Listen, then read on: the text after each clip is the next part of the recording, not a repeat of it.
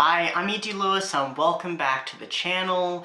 If you're new, welcome. If you have been here for a while, welcome back. I know I haven't done that for a bit, and I know there was a bunch of new people that came in over the past couple months. It's been a little busy. It's still going to remain kind of busy until probably the end of December. So anyway, but welcome back. I hope everybody had a great Halloween, great Samhain. I follow kind of a Celtic calendar, so to me, I am kind of already in 2024, but I know that's not what the calendar says, but I won't be calling it that till we reach it in early January. But anyway, we are doing a tag video today because I do have some tag videos to get caught up on. We're not doing a double today. So this one is the hobby tag, and it was originally created by James Holder. And I was tagged by author D.L. Tillery, the Mistress of Horror, so thank you for tagging me.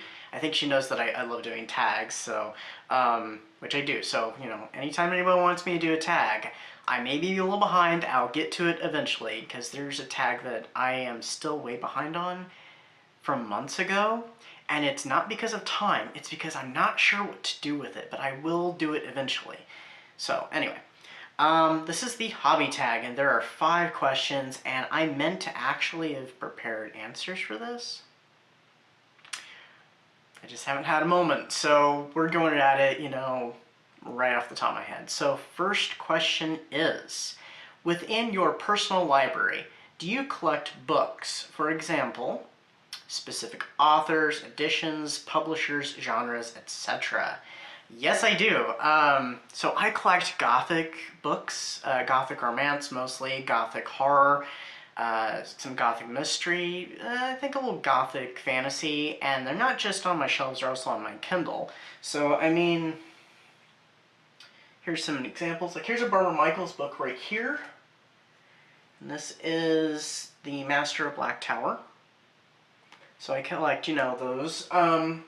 I've collected a bunch of Anne Rice books. Oh, here's another Gothic romance. Barbara Michaels is kind of Gothic horror, Gothic romance. This one's called Graveswood by Stephanie Lloyd. Really cool cover. I think I've talked about this one before. I haven't read it though, but I've talked about it. But anyway, things like that, but there's all kinds of things like that. I do have some horror, like I have Fear Street books. No, we're not going to pick them up. I have some books over here that I have no idea where they're going to go, and I do have more shelves, but I don't know where they're going to go or when they're going to get put up.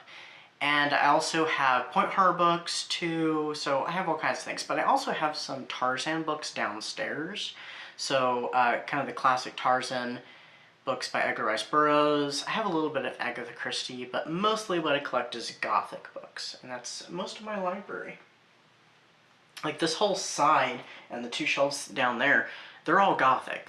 The bottom shelf on this side, the middle area, that is Dark Shadows. So I have a ton of Dark Shadows books, most of the Dark Shadows novels that were published. And then over here I have my horror and Fear Street, and Buffy. Mostly Buffy and Fear Street. Then I have my point books, and then I have some hardbacks and anthology short story collections down below. So, question number 2: what are your non-bookish hobbies? I've kind of gone through hobbies and dropped hobbies over time because I don't have time to do them. Like, I used to do crafting, so I've done crafting.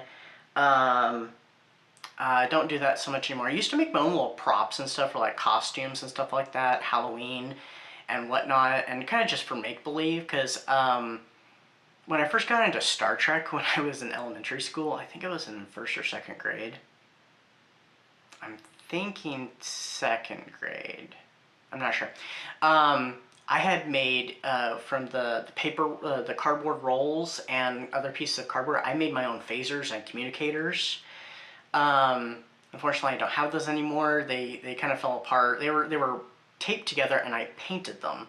So I mean, I made even like the ones like from the Cage pilot, that kind where they're kind of cylinder and you turn them, couldn't really turn these though. And like the ones from the regular show and the communicators, even like the one Captain Pike used in the cage, I did something that looked similar to it.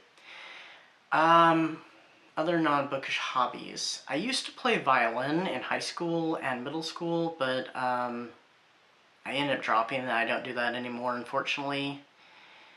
I used to also sew a bunch of stuff, so I don't really sew much anymore. I have a sewing machine, but I never can get it out, and I never have time to do anything with it, though there are some little things I need to sew up and fix. But I used to sew little things. I used to make some little hats and stuff, and I used to actually help with costuming for the community and college theater. What else have I done? I used to make jewelry in college and stuff, so I used to do stuff like that, and I'd even make kind of some jewelry stuff. Not the same skills I used in college. I used to do it with like found objects outside of class and stuff, and I used to make kind of steampunk-like stuff, and do little art things here and there, but I'd say that's mostly been it. Besides collecting books, I used to collect a bunch of movies. I used to have all the Godzilla movies on VHS that came out on VHS. And how could I have forgotten this one? I used to collect nutcrackers, because I got into, the nutcracker at a really young age. I don't even remember what even started it, and the first one I saw was the one with Macaulay Culkin. I became kind of obsessed with nutcrackers, and so I used to have like 200 or so nutcrackers. Unfortunately, I don't collect anymore. I don't have room to collect them anymore, but I used to put them up on display every year. But yeah, I had a ton of those. So those were kind of my outside hobbies. All right, let's see. Question number 3, what hobbies have you fallen out of and why? Well, I think I kind of covered that actually with question 2, because I don't collect the nutcrackers anymore because I don't have space, and some of them were expensive. I had an antique one that was, one you could actually crack nuts with, and it was all wooden. It was an old one. Because a lot of like the decorations ones, they have a flat jaw. The older ones that you could actually crack nuts with that were made of wood, their jaw was kind of curved. Can't do it justice. And it had little ridges in it, so you'd put the nut in there, and so I did break it once or twice doing that, and so I then retired it from doing that. We had to glue the handle back on the back, but he was kind of my my gem, my collection. But yeah, a lot of things, like I said, I don't have time for, or they've just kind of fallen by the wayside, so that's kind of the why. And most of those, like VHSs, I don't really have a way of watching them anymore. I would still watch them. Bad thing is they wear out over time. So, I mean, I still have some of them at my childhood home, some of those things that I can't bring over, and some of the things I got rid of, so, but I still collect my books, though. I have gotten rid of some of my Gothics, like a handful. There are ones that I just didn't care for, or I didn't think I'd ever revisit. Some of the ones here I probably won't ever revisit, but I like them enough to keep them, and they looked really good in my collection. But so money's also another part of it. Sometimes I can't afford some of the things. So question number 4, do you regret dropping those hobbies? Yes and no. I mean, because I really liked my Nutcracker collection. It was really cool. I thought it was anyway, and it was something kind of different.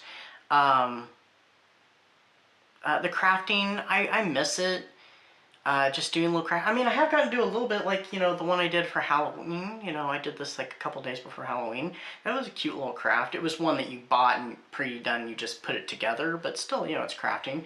But I do miss going like to the library and doing crafting, which I used to do once a month on whatever Wednesday they would do it on. And you do fun little things. But oh, well, another thing I used to do with crafting is I used to also help with the community theaters kids shows that they would do one every summer, and I was helping in the crafting department. I was one of the crafting assistants. That's another thing I don't get to do anymore because work-wise I'm unable to do it, but I really enjoyed it.